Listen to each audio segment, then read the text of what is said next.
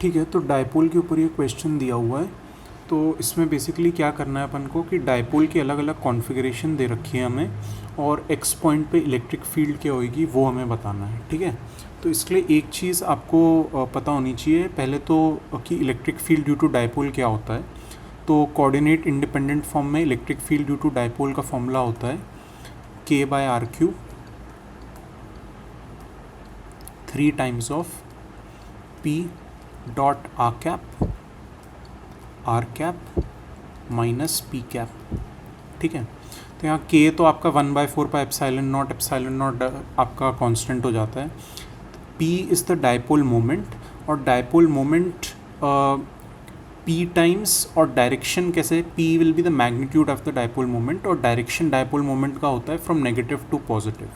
ठीक है, और आर कैप होता है पोजीशन, आर वेक्टर होता है पोजीशन वेक्टर, जो कि डायपोल के सेंटर से जहां हमें फील्ड निकालनी होती है वहां को पॉइंट करता है। ठीक है, तो बस एक एक करके केस लेते हैं, उसके लिए पी लिखते हैं क्या है, डायपोल मोमेंट का क्या डायरेक्शन है, और वेक्टर आर वेक्टर किस डायरेक्शन में पॉइंट कर रहा है, तो उससे इलेक्ट्रिक फील्ड आ जाएगी। ठीक है, तो जैसे पहला केस ये वाला अगर अपन केस लेते हैं, तो इस केस में डायपोल मोमेंट दोनों ही केस में क्या हो जाएगी, यहाँ पे अपन को दे रखा है कि मैग्नीट्यूड डायपोल मोमेंट का p है, तो ये कितनी हो जाएगी p, और डायरेक्शन क्या है जे कैप। ठीक है, तो इसके लिए भी पी जे कैप है, इसके लिए भी पी जे कैप है, क्योंकि इनने क्वेश्चन में दे रखा है कि direction of arrow indicates direction of dipole moment. ठीक है, अब आर वेक्टर क्या होएगा इन दोनों के लिए, इसके लिए आर वेक्टर होगा सेंटर से लेके, और यहाँ पे मेरे को फील्ड निकालनी है तो ऐसे होगा, और आर कैप यूनिट वेक्टर पूछा है तो ये यूनिट वेक्टर आई कैप हो जाएगा। तो पहले डायपोल के लिए पहले केस में unit vector will be i cap, वेराज ये वाला जो डायपोल है इसके सेंटर से सेंटर पे फील्ड निकालनी है तो इसके लिए unit vector will B minus I cap.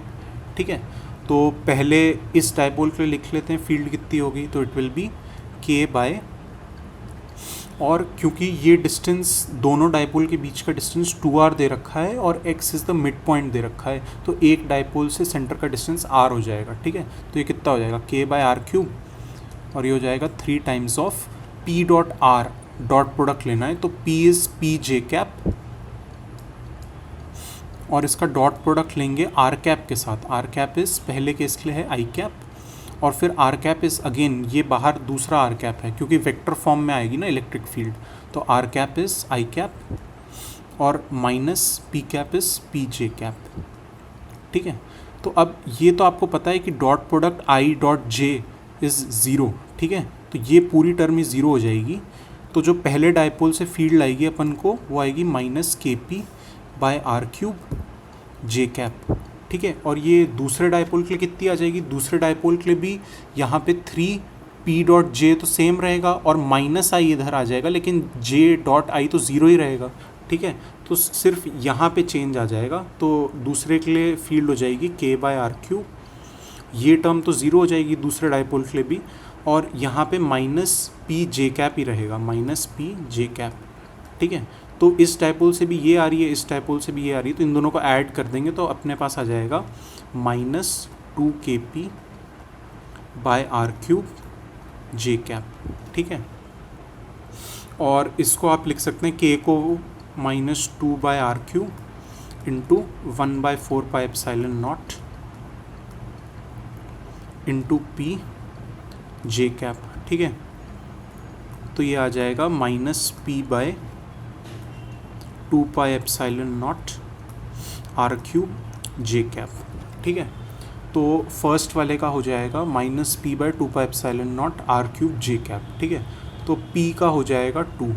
ठीक है, अब सिमिलरली बाकी डायपोल्स के लिए जल्दी जल्दी करते हैं अपन, आप खुद भी ट्राई कर सकते हैं अब अगर आपको समझ में आ गया है।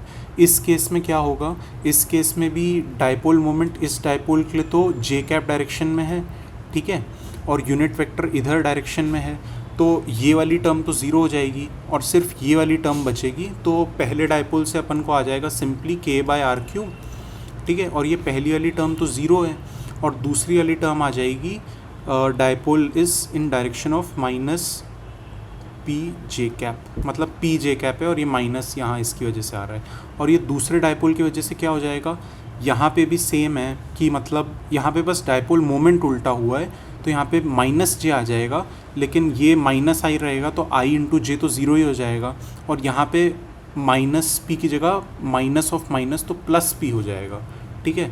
तो ये हो जाएगा k p by r cube into j cap, ठीक है। और ये माइनस के पी है, ये प्लस के पी है, तो इसका आंसर ज़ीरो हो जाएगा, ठीक है। अब सिमिलरली आर वाला देखते हैं, ये वाला केस, इसके लिए तो अपन को पता है ये सेम कॉन्फ़िगरेशन ही है पहला वाला डायपोल, तो इसके लिए तो हमें पता है कि minus k p by r cube j cap हो जाएगा। और इस केस में कितना हो जाएगा, इसमें अपन को देखना पड़ेगा। इस बार डायपोल मोमेंट है हमारी पी आई कैप, और आर कैप की वैल्यू है,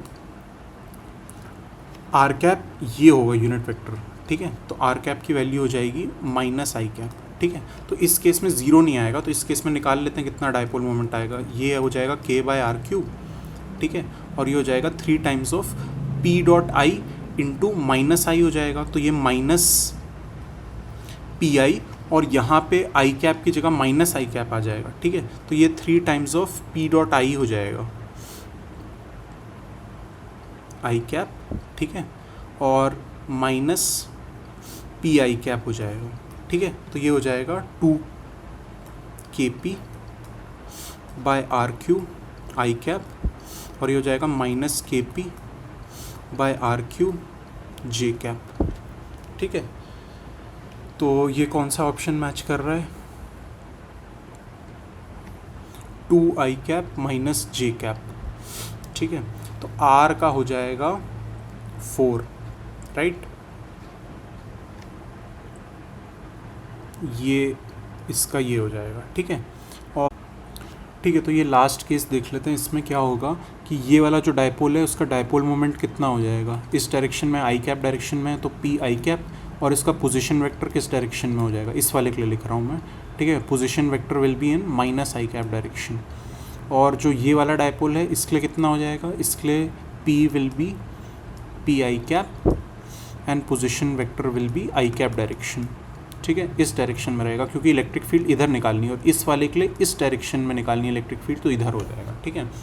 और अब इसको फॉर्मूला में डालते हैं तो कितना मिलेगा, पहले केस से क्या मिलेगा, के बाय आर क्यूब, क्योंकि डिस्टेंस तो दोनों का आर ही है, ठीक है, और 3 टाइम्स ऑफ पहले वाले के लिए पी डॉट आर करेंगे तो कितना आएगा, माइनस पी, ठीक है, और बाहर आर कैप में माइनस आई कैप है, ठीक है, तो ये प्लस हो जाएगा, तो ये हो जाएगा 3 पी आई कैप और माइनस पी आई कैप, ठीक है।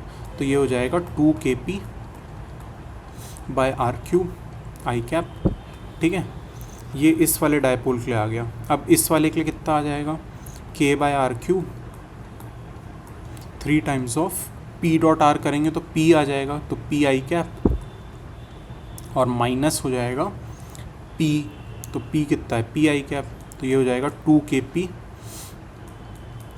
Bye r cube i cap, ठीक है। अब इन दोनों को ऐड करेंगे तो कितना आ जाएगा, 4 k p by r cube i cap, और के को लिख दो 1/4 pi epsilon naught, 4 pi epsilon naught, तो 4 और 4 उड़ जाएगा, तो p by pi epsilon naught r cube i cap, तो एस का 5 हो जाएगा, ठीक है।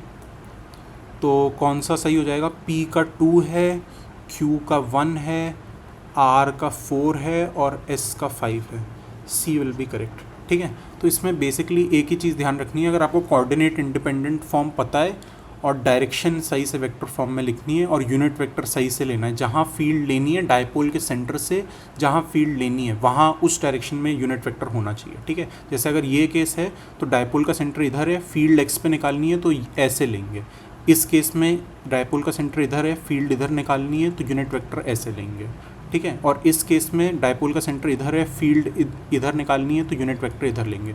बस यूनिट वेक्टर सही से लेना है इसमें, और डायपोल मोमेंट अगर इधर तो मैग्नीट्यूड सेम दिया और एकदम सिमेट्रिक अरेंजमेंट है तो और ईजी है। Thank you.